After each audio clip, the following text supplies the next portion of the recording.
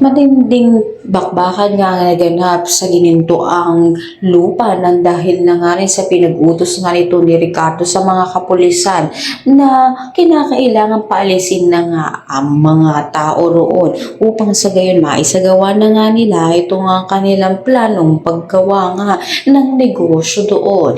Nito naman agad nalaman nito ni Gabo ang nangyari sa kanilang bayan, kaya naman agad nga siyang rumispende. Dito agad nga niya pinaglapan ng kanilang lupa at hindi nga raw ito mababawi sa kanila.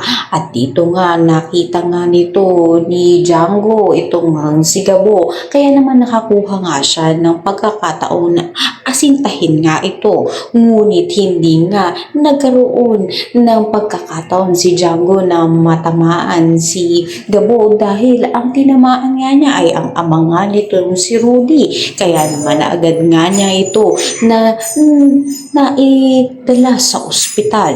Ngunit nang madala sa ospital ay critical na nga ang buhay nito, na kung saan na ay dito na nga rin babawian nga ng buhay nga itong kanyang ama dahil na nga rin sa wala nga silang pera na sapat upang paggamot nga ito. Kaya naman mas matinding paghihiganti na naman nga ang gagawin nga nito ni Gabo. Ang lahat ng yan abangan natin. Maraming salamat sa iyong panood.